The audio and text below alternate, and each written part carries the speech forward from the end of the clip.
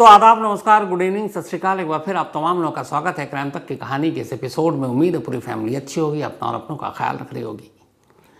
कहानी शुरू करूं उससे पहले आपको ये तस्वीर दिखाना चाहता हूं। ये दो वीडियो है, दो पिक्चर है।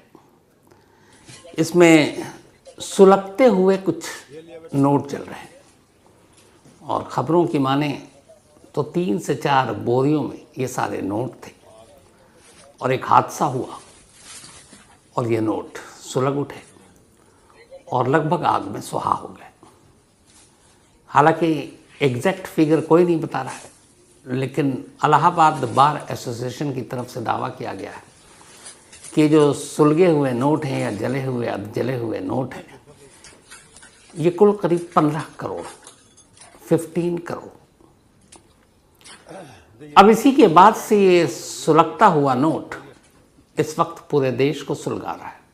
वजह यह है कि सुलगते नोट कहीं और से नहीं बल्कि दिल्ली हाई कोर्ट के एक जज, एक जस्टिस जो सीनियरिटी में टॉप 2 में, मतलब चीफ जस्टिस जो दिल्ली हाई कोर्ट के हैं उनके बाद नंबर 2 पर जस्टिस यशवंत वर्मा, इनके घर से, सरकारी बंगले से ये सुलगते नोट बाहर निकले। एक जज के घर 15 करोड़ के आसपास, 15 करोड़ की गिनती शायद सही हो नहीं हो पता नहीं, लेकिन फिर भी इतनी बड़ी तादाद में अगर नोट जल रहे हैं, सुलग रहे हैं, तो शक और सवाल दोनों पैदा होता है। और ख़ास तौर पर जुडिशरी की जो पूरी हमारी बनावट है उसमें कहा जाता है कि जज, जो भी एक जज है, उसका पूरा करियर, उसकी हर चीज़ बेदाग होनी चाहिए। छोटी छोटी बातों का उन्हें ख्याल रखना पड़ता है। किस फंक्शन में जाना है, किस पार्टी में जाना है, नहीं जाना है, कितनी देर रहना है, पब्लिक प्लेस पे ड्रिंक करनी है जाकर, पार्टी में, फंक्शन में नहीं करनी है, वहाँ कहाँ पे उठना है, कहाँ बैठना है, किन लोगों के साथ फ़ोटो खिंचानी है। माइनर से माइनर डिटेल और छोटी छोटी चीज़ें जजों और जस्टिस के साथ जुड़ी होती हैं, इसलिए कि किसी एक तस्वीर पर ही कोई उंगली ना उठा दे जज पर। और ये वो जज होते हैं हाई कोर्ट और सुप्रीम कोर्ट के, जिनके खिलाफ हमारे देश में सीधे एफआईआर तक दर्ज नहीं हो सकती। इनकी एफआईआर दर्ज कराने की भी एक लंबी प्रक्रिया है, लेकिन खैर उस पर आगे। पहले इन सुलगते नोट की सच्चाई और उसकी पूरी कहानी। बात 14 मार्च की है, होली का दिन था। पूरा देश होली मना चुका था लगभग, अब थका हुआ सोने जा रहा था। ठीक तभी 11:35 पर दिल्ली फायर डिपार्टमेंट को एक कॉल आता है। ये कॉल जस्टिस यशवंत वर्मा के सरकारी बंगले से किया गया था और जिस मोबाइल नंबर से कॉल किया गया था वो दिल्ली हाई कोर्ट के रजिस्ट्रार ऑफिस में रजिस्टर्ड है, यानी हाई कोर्ट की तरफ से जारी वो नंबर है। ये कॉल किया था उनके पीएस ने, पर्सनल सेक्रेटरी ने। कॉल कर ये कहा गया कि 30 तुगलक रोड पर क्रिसेंट कोठी है, वहाँ पर एक आग लग गई है, तो फ़ौरन दमकल की गाड़ियों को भेजें। 11:35 पे कॉल था। मुश्किल से वहाँ से 3 किलोमीटर की दूरी पर फायर ब्रिगेड की गाड़ियाँ थी, वो वहाँ पहुँच जाती हैं। वहाँ जब पहुँचती हैं तो देखती हैं कि आग जज साहब के बंगले के उस हिस्से में नहीं है जहाँ पे उनका परिवार रहता है, उनकी फैमिली रहती है, बल्कि आग लगी है उस बंगले के बराबर उसी कंपाउंड में एक अलग जगह पर, एक स्टोर रूम जैसी कोई चीज़ है, वहाँ पे बहुत सारे सामान रखे थे, उसी में आग लगी है। खैर फायर ब्रिगेड की टीम पहुँचती है, 2 दमकल की गाड़ियाँ वहाँ पहुँचती हैं आग के हिसाब से, और थोड़ी देर के बाद वो आग पर काबू पा लेते हैं। बाकी सारी कवायद में कुल मिलाकर 1 घंटा 56 मिनट फायर ब्रिगेड की टीम उस जज साहब के बंगले में रहती है, 1 आवर एंड 56 मिनट। इसके बाद जब उन्हें यकीन हो जाता है कि अब आग और कोई चिंगारी बची नहीं, तो वहाँ से निकल जाते हैं। उसके बाद अपनी एक रिपोर्ट बनाते हैं और रिपोर्ट में लिखते हैं कि आग जज साहब के बंगले के एक स्टोर रूम में लगी थी और उस स्टोर रूम में फर्नीचर, बोतलें, क्रॉकरी, गद्दे, पुराने कालीन, पुराने स्पीकर, CPWD की कुछ मटेरियल, ये सारी चीज़ें, मतलब घर के जो बेकार की चीज़ें हो जाती हैं तो लोग स्टोर रूम में रखते हैं, तो ये सारी चीज़ें थी। इसमें कहीं पैसे का जिक्र नहीं था। फायर ब्रिगेड वाले ने कहीं ये नहीं अपनी रिपोर्ट में लिखा कि उन्होंने जले हुए नोट देखे। उन्होंने जो मेंशन किया सिर्फ वो ये थे कि पुराने फर्नीचर, बोतलें, क्रॉकरी, गद्दे, स्पीकर, CPWD की कुछ सामग्री और कालीन, बस यही सब कुछ था। और रिपोर्ट देकर उन्होंने इसको एक छोटा फायर बताया, कोई इंजरी नहीं, कोई कैजुअलिटी नहीं, और आने का टाइम और वापसी उन्होंने कहा 1 घंटा 56 मिनट में हम निकल गए थे।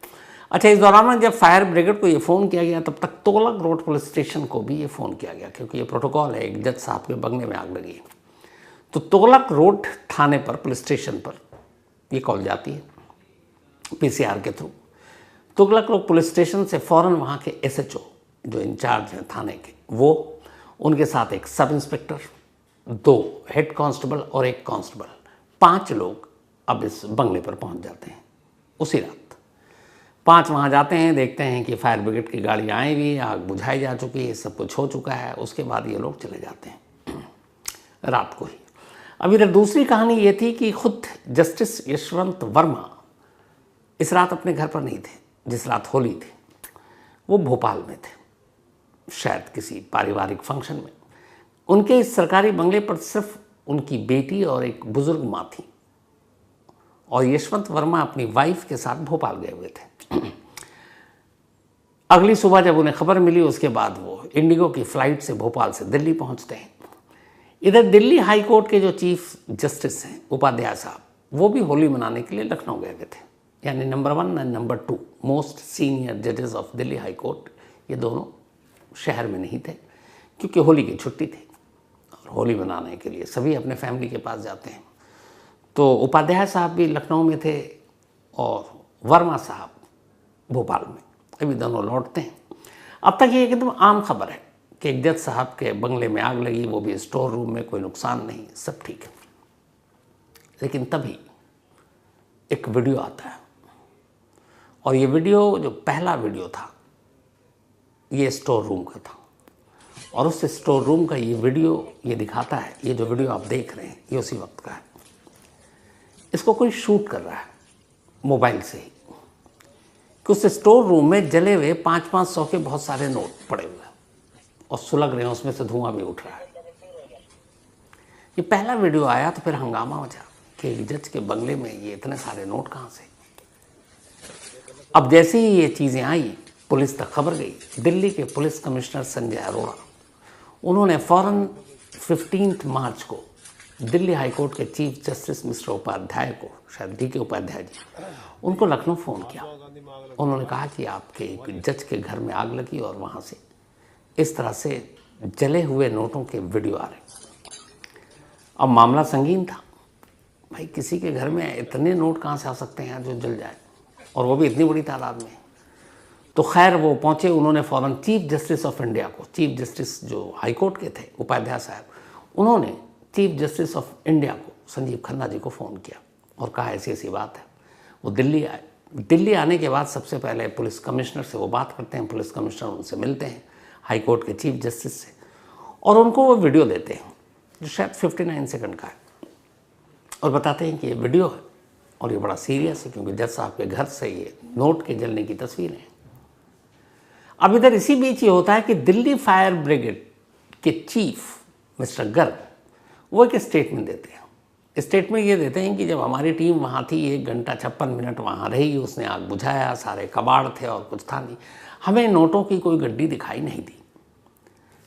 अब ये एकदम कहानी अलग हो गई कि उधर वीडियो में नोट जल रहे हैं, इधर फायर ब्रिगेड के चीफ, जो खुद मौके पर नहीं है, वो बयान दे रहे हैं कि कोई नोट नहीं मिला। अब ये सब कुछ चल ही रहा था कि तभी जज साहब के बंगले के बाहर कुछ और जले हुए नोट मिले। ऐसा लगा जैसे किसी ने स्टोर रूम से उन नोटों को उठाकर बाहर फेंक दिया ताकि बचाव के लिए। अब उसकी भी तस्वीर आ गई। अब स्टोर रूम के अंदर नोट जल रहे हैं, बाहर नोट जल रहे हैं। अब सीधे सीधे ये है कि भैया इतने नोट शराफत से तो कमाए हुए नहीं है, और वो भी किसके घर से? दिल्ली हाई कोर्ट के जस्टिस के घर से। अपने आप में मामला सीरियस। फ़ौरन चीफ जस्टिस ऑफ इंडिया ने पुलिस कमिश्नर से रिपोर्ट ली, दिल्ली हाई कोर्ट के चीफ जस्टिस से रिपोर्ट ली, और इसके बाद उन्होंने कहा इसकी इंक्वायरी होगी। उन्होंने सम्मन भेजा, इधर अब वर्मा जी चीफ जस्टिस ऑफ इंडिया से जाकर मिले, उन्होंने अपनी सफाई दी। तो पहले यशवंत वर्मा की सफाई सुनिए कि उन्होंने क्या कुछ कहा, बाकायदा ये रिकॉर्ड पर है सब कुछ जो मैं आपको बताने जा रहा हूँ।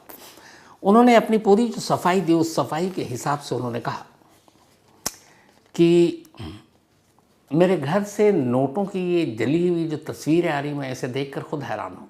मुझे वीडियो देखकर पता चला। हालांकि जब आग लगी तब मेरे पर्सनल सेक्रेटरी ने, न ही जो घर में काम करने वाले कर्मचारी हैं उन्होंने, किसी ने भी न नोट जले हुए देखे, ना नोटों की कोई बोरियां देखी, क्योंकि आग जब लगी तब वो लोग मौजूद थे। और जब ये लोग स्टोर रूम में गए तो वहाँ कबाड़ तो जल रहा था, नोटों की गद्दियाँ कोई जलती हुई इन्होंने देखी नहीं। उन्होंने कहा कि हमारे किसी कर्मचारी को जले हुए नोटों की गड्डियाँ दिखाई नहीं दी, फिर भी ये वीडियो आया, ये एक साजिश है। मतलब किसी ने जानबूझकर बाद में वहाँ जले हुए नोट रख दिए उनके स्टोर रूम में। ये उनकी अभी सफाई बता रहा हूँ। अब उन्होंने कहा कि स्टोर रूम से एक भी चीज़, सामान को नहीं हटाया गया था, जो था जला वो वहीं था, वो सबूत वही है और अब भी वही है जस का तस। उन्होंने ये भी कहा। अब उन्होंने ये भी कहा कि जिस जगह पे आग लगी वो हमारा रेजिडेंशियल एरिया नहीं था, जहाँ पे हमारा बेडरूम या हमारी फैमिली, मैं खुद रहता हूँ इस कोठी के अंदर, वो अलग है। और ये जिस स्टोर रूम में आग लगा ये इसका हिस्सा अलग है। उन्होंने कहा कि इस कमरे का इस्तेमाल कबाड़ रखने के लिए करते हैं। और ख़ुद उनके रिपोर्ट में है कि इस स्टोर में जो यूज़ नहीं हो रहा था वो फर्नीचर रखे थे, कुछ बोतलें रखी थी, कुछ क्रॉकरी रखी थी, कुछ गद्दे रखे थे, कुछ कालीन पुराने रखे थे, कुछ पुराने स्पीकर रखे थे और CPWD के कुछ मटेरियल होते हैं वो रखे थे। और ये कमरा खुला हुआ है, स्टोर रूम। उन्होंने कहा इस पर कोई ताला नहीं होता, खुला हुआ था। और ये जो स्टोर रूम है, ये मेन गेट जो जज साहब के बंगले की एंट्री है उस मेन गेट के बिल्कुल बराबर में है। और इसी स्टोर रूम के बराबर में स्टाफ क्वार्टर है और इस स्टाफ क्वार्टर का पिछला दरवाज़ा इस स्टोर के पास खुलता है। तो यानी इसके अंदर कोई भी दाखिल हो सकता है। ये जज साहब की जो इम्पोर्टेंट है वो ये है कि मेन एंट्रेंस गेट के पास ये स्टोर और स्टाफ क्वार्टर के पिछले दरवाजे के पास ये स्टोर, और स्टोर के दरवाजे पे कभी कोई ताला नहीं। तो यहाँ कबाड़ है इसलिए ताला लगाने की ज़रूरत नहीं और हम लोग अलग हैं। तो उनका ये कहना था, दलील दी कि क्या कोई भी व्यक्ति इतने सारे पैसे यूं खुले एक स्टोर रूम में रखेगा, छुपाएगा? अगर रखना होगा तो घर के अंदर कहीं छुपाएगा। तो ये अजीब सी बात है कि उस स्टोर में इतने पैसे कहाँ आए।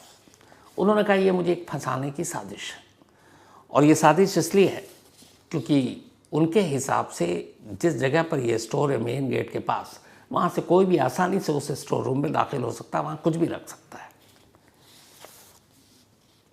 अब उन्होंने कहा मुझे पहले भी इस तरीके से सोशल मीडिया और उस पर बदनाम करने की कोशिश की गई। उन्होंने एक पुराने केस का हवाला दिया जब वो एक शुगर मिल में किसी ओहदे पर थे और उस शुगर मिल ने जो ओनर थे, बाकी लोग थे, उन्होंने धोखाधड़ी से कुछ लोन लिया था, उस लोन में गड़बड़ी थी, फ्रॉड किया था। तब CBI ने इस मामले की जांच की थी और CBI ने कुल 11, 12 या 13 आरोपियों के इसमें नाम लिखे। 10वें नंबर पर यशवंत वर्मा का नाम था। इनकी गिरफ्तारी के लिए CBI ने इजाज़त मांगी लेकिन सुप्रीम कोर्ट ने इस पर रोक लगा दी। अब जस्टिस यशवंत वर्मा ने यह सफाई दिल्ली हाईकोर्ट के चीफ जस्टिस को भेज दी, लेकिन सुप्रीम कोर्ट के चीफ जस्टिस ने कहा कि मामला संगीन है तो पहले इंक्वायरी होगी। आनन फानन में उसी दिन ये तय हुआ कि जस्टिस वर्मा को इलाहाबाद हाई कोर्ट भेज दिया जाए, ट्रांसफ़र कर दिया जाए और मामले की जांच होगी। उसके बाद जो भी सच आएगा उसी हिसाब से कार्रवाई की जाएगी।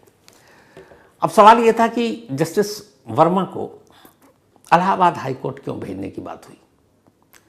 तो उसकी वजह है इलाहाबाद से उनका कनेक्शन। जस्टिस वर्मा इलाहाबाद में ही पैदा हुए। इन्होंने MP के रीवा यूनिवर्सिटी से लॉ की पढ़ाई की डिग्री ली। 1992 में वकील बने और ज़्यादातर इन्होंने प्रैक्टिस इलाहाबाद हाई कोर्ट में ही की। 2006 में इलाहाबाद हाई कोर्ट के ये स्पेशल सलाहकार बने। फिर 2012-13 में वो यूपी गवर्नमेंट है उसके एक स्पेशल सलाहकार के तौर पर उन्होंने काम किया जो कानूनी मशवरा देता था। दिन अक्टूबर 2004 में उन्हें हाई कोर्ट का एडिशनल जज बनाया गया और फरवरी 2016 में उन्हें परमानेंट जज बना दिया गया इलाहाबाद हाई कोर्ट का। इसके बाद 11 अक्टूबर 2021 को उनका ट्रांसफ़र किया गया दिल्ली हाई कोर्ट में और तब से वो यानी पिछले 4 साल से दिल्ली हाई कोर्ट में जज हैं और इस वक्त सीनियरिटी में वो नंबर 2 पर हैं। तो चूंकि उनको इलाहाबाद हाई कोर्ट से दिल्ली हाई कोर्ट भेजा गया था, इसीलिए अब जब ये इल्ज़ाम लगा, और एक जज पर इल्ज़ाम का मतलब है जब तक दूध का दूध और पानी का पानी नहीं हो जाता तब तक जांच होगी और उनको हटाया जाएगा। तो इसीलिए सुप्रीम कोर्ट के चीफ जस्टिस और कॉलेजियम सिस्टम ने ये तय किया कि उनको इलाहाबाद हाई कोर्ट भेज दें। लेकिन यहाँ मामला उल्टा पड़ गया। इलाहाबाद बार काउंसिल ने बाकायदा विरोध किया और उसने कहा कि हमारा हाई कोर्ट डस्टबिन नहीं है, कचरे का डब्बा नहीं है कि यहाँ ऐसे जिसके ऊपर दाग या उंगलियाँ उठ रही हैं भी, आप उन्हें हमारे यहाँ भेज दीजिए। अब उसको लेके वो हड़ताल पर चले गए और उन्होंने कहा कि जो उनकी इन्फॉर्मेशन है वो ये कि जज साहब के बंगले में करीब 15 करोड़ रुपए के नोट जले। अब ये 15 करोड़ कहाँ से आए? जज साहब की पूरी दलील एक तरफ थी। अब सवाल ये था कि क्या एक दिल्ली हाई कोर्ट के जज, वो भी सीनियर जज नंबर 2 पोजीशन पे जो हैं, उनके बंगले में घुसकर इतनी बड़ी रकम, इतने सारे पैसे उनकी बिना जानकारी के रख सकता है? हमारे आपके घर में घुसकर कोई इस तरह से पैसे रख सकता है? ये तो फिर वैसी बात हो गई कि कोई अगर पैसे रख सकता है तो उस पैसे की जगह बॉम्ब भी रख सकता है। और हाई कोर्ट के जो बंगले हैं दिल्ली में जितने भी, मैं कई ऐसे बंगले में गया हूँ, क्योंकि कई जजेस के घर गया हूँ, वहाँ पूरी सिक्योरिटी होती है, रजिस्टर होता है, कौन कौन आपसे मिलने आ रहा है, इवन आपका रिलेटिव भी आता है, उसका पूरा हुलिया उस रजिस्टर पे मेंटेन किया जाता है। इसीलिए कि ताकि पारदर्शिता बना रहे कि जज के घर कौन आता है, कैसे लोग मिलने आते हैं। तो कल को अगर कुछ केस या इस तरह की चीज़ें होती हैं तो क्लियर हो जाए। तो लास्ट 6 मंथ में कितने लोग आए, कैसे आए, जिसकी हालांकि जांच हो रही है। और इससे हालांकि एक दूसरा फैक्ट ये भी है कि जो गलत लोग हैं या गलत तरीके से अगर कुछ लोग काम कर रहे हैं तो वो घर बुलाकर तो कम से कम रिश्वत नहीं लेंगे, लेकिन फिर भी कौन कैसे लोग आ रहे हैं। तो सबसे बड़ा सवाल यही था कि क्या जज साहब के बंगले में घुसकर कोई बाहरी आदमी नोट रख सकता है? इम्पॉसिबल। अब उनका कहना है कि मुझे फंसाने की कोशिश की गई है, वो अलग चीज़ है।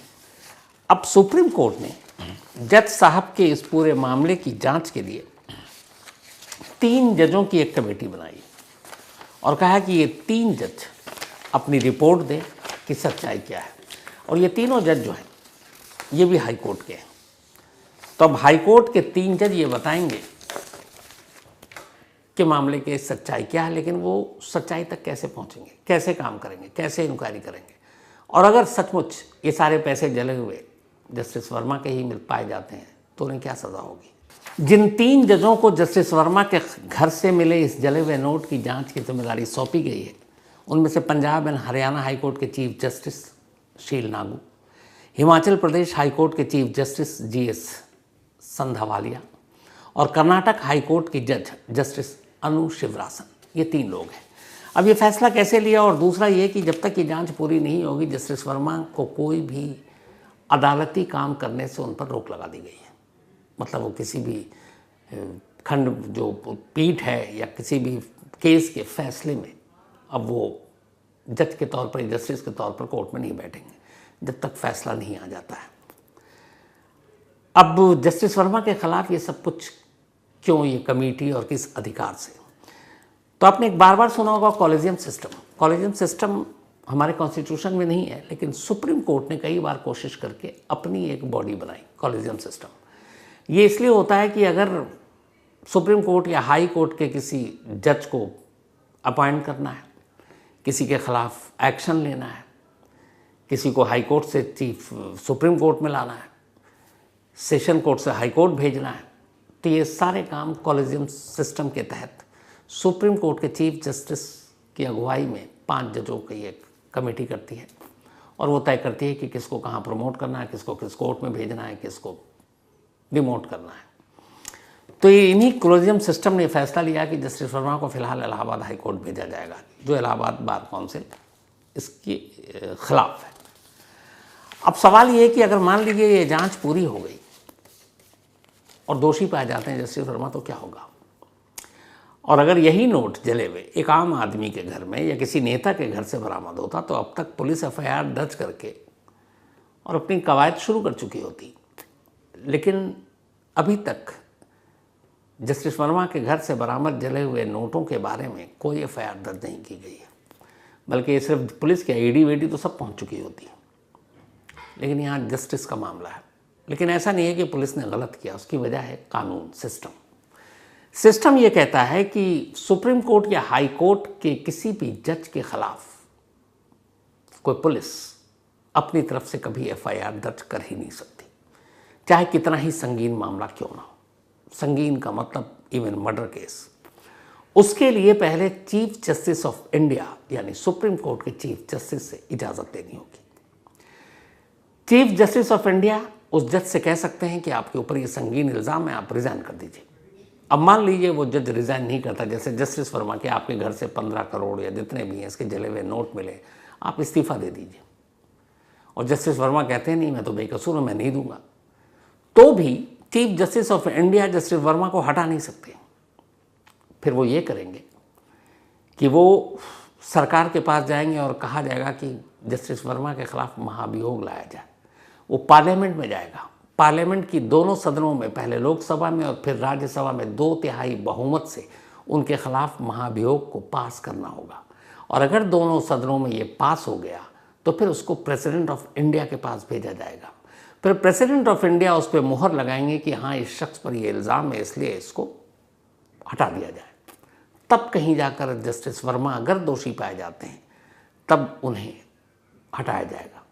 हालांकि अगर चीफ जस्टिस ऑफ इंडिया कहते हैं कि जो भी अभी सबूत है उसके हिसाब से काफ़ी है, आपको मैं दोषी मानता हूँ, तो आप इस्तीफ़ा दे दीजिए।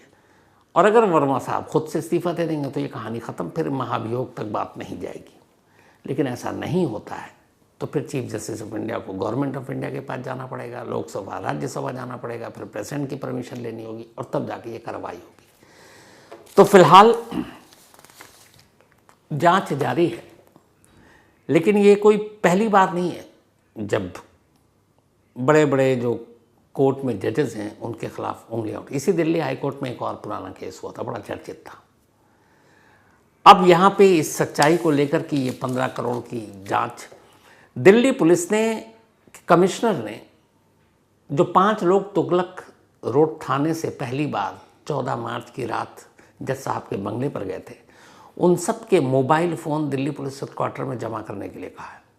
उसकी वजह यह है कि क्या पता इनमें से किसी से कुछ बात हुई, कुछ मैसेज का आदान प्रदान हुआ जज साहब के बंगले से लेकर, अगर नोट थे तो नोटों का क्या करना है, जो भी जिस तरीके की। तो ये कि वो सारे मोबाइल दिल्ली पुलिस हेडक्वार्टर में जमा कर दो, और उन्होंने जमा कर दिया। अब 14 मार्च की रात उन मोबाइल में क्या कुछ हुआ, इससे भी इस केस में खुलासा होगा। दिल्ली फायर ब्रिगेड के जो स्टाफ पहुंचे थे उनको भी कहा गया आप इन्वेस्टिगेशन ज्वाइन कीजिए। और इस बात की भी जांच की जा रही है कि दिल्ली फायर ब्रिगेड के चीफ ने ये स्टेटमेंट कैसे दिया कि उनके घर से कोई जले हुए नोट नहीं मिले, जबकि वीडियो और तस्वीरें इस बात की गवाही दे रही हैं कि 14 मार्च की रात जज साहब के बंगले के स्टोर रूम से ये तमाम नोट सुलगते हुए मिले थे। अब 15 करोड़ मान लीजिए एक फैक्ट कि वाकई स्टोर रूम से ही मिले।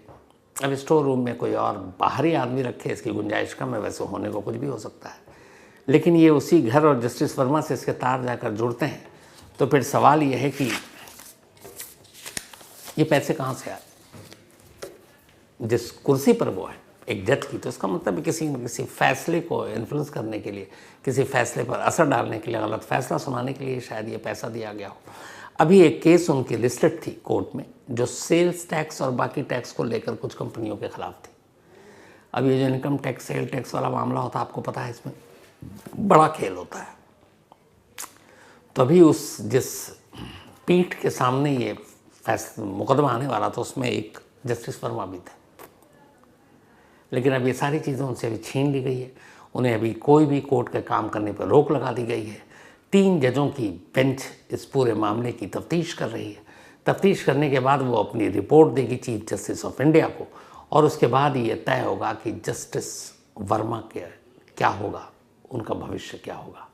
लेकिन एक चीज़ जो पिछले कई दिनों से, यानी कि लास्ट 15-16 मार्च से चर्चा है, वो बड़ा गलत है जुडिशियल सिस्टम के लिए कि जब जज जैसे ओहदे पर बैठे लोगों के घर से इस तरह की चीज़ें बाहर निकलती हैं, एक करप्शन का पूरा एक शोला बाहर निकलता है, तो फिर लोगों का भरोसा और विश्वास भी टूटता है। हालांकि कहने वाले कहते हैं कि अपनी जुडिशियल सिस्टम में करप्शन बहुत है। तो देखिए इस केस का अंजाम क्या होता है। जो भी अंजाम होगा आप तक जरूर पहुंचाएंगे। फिलहाल इस कहानी में आज इतना ही। अब आपसे मुलाकात होगी कल रात 9 बजे किसी नई कहानी के साथ। तब तक अपना और अपनों का ख्याल रखिएगा। Thank you very much.